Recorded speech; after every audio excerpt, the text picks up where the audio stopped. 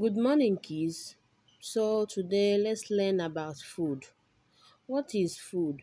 Food is any substances that is ingested to provide the body with necessary nutrients, energy, and other substances required for growth, repair, and maintenance of bodily functions.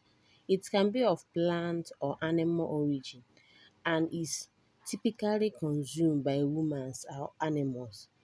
Food typically contains carbohydrates, fat and oil, proteins, vitamins, minerals, and water.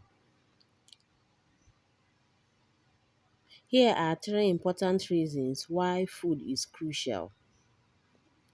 Energy and nutrition. Food is essential for providing the body with the energy and nutrients it needed to function properly, repair itself, and grow. The second one is health and well being. A balanced and healthy diet is necessary for overall health and well-being. Eating a nutrient-dense diet can help prevent chronic disease such as heart disease, diabetes, and cancer. The last one is social and cultural significance. Food plays an important role in social and cultural practice.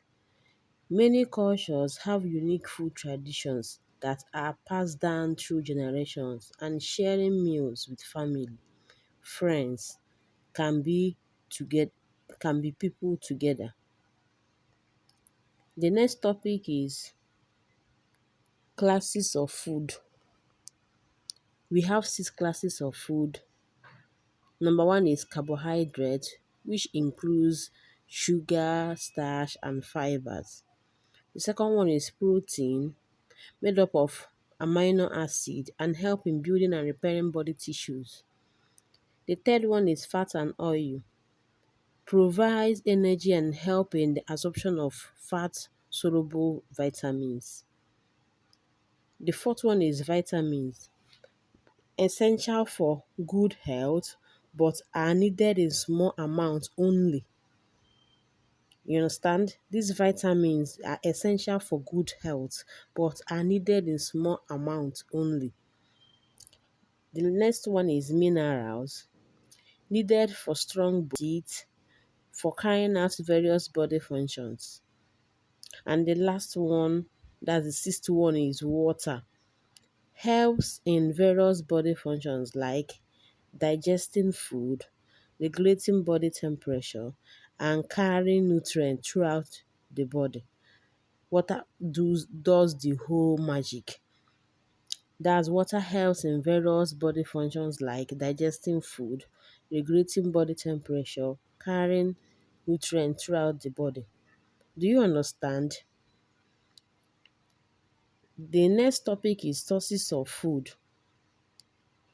Sources of food includes plant-based source such as grains, vegetables, fruits, beans, and nuts, and animal-based source such as meat, poultry, fish, egg, and dairy products. Additionally, some food may come from fungi such as mushrooms and yeast, and other may be derived from microorganisms such as bacteria and algae. So we have various methods of preserving food. The first one is refrigeration. This involves storing food at a temperature between 0 and 5 degrees Celsius to slow down the growth of bacteria and other storage microorganisms. Let me repeat it again. This refrigeration method is involves storing food at a temperature between 0 and 5 degrees Celsius to slow down the growth of bacteria and other storage microorganisms. Do you understand? Freezing. Freezing food at a temperature below 18 degrees Celsius can help to preserve it for a longer period. Do you understand? Canning.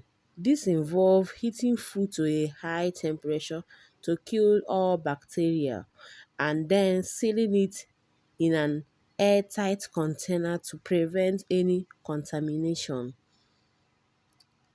The next one is drying. Food can be preserved by removing all moisture from it, either by sun drying, oven drying, or using a hydrator. You all know what's hydrator, right? Okay. The fifth one is smoking. Food like meat and fish can be preserved by smoking them, as the smoke contains compounds that help to inhibit bacterial growth. Pickling. Pickling involves storing food in a solution of vinegar, salt, and spice, which prevent the growth of microorganisms. Fermentation, that's the last one. This involves using beneficial bacteria and yeast to preserve food and create new flavors and textures. By using one or more of these methods, we can help to preserve food and reduce waste. So let's go over to food safety and hygienic. Number one, proper hand washing. It is essential to wash hands before handling food to avoid transferring bacteria or germs to the food. You understand? The second one is separation of raw and cooked food. Raw meat, poultry, and seafood should be kept separate from cooked or ready to eat food to avoid cross contamination. The next one and the last, proper storage of food. Food should be stored in appropriate conditions such as refrigeration or drying storage to prevent spoilage or the growth of harmful bacteria. Additionally, food should be labeled, rotated to ensure freshness. Hope you understand this topic. Thank you so much. Bye.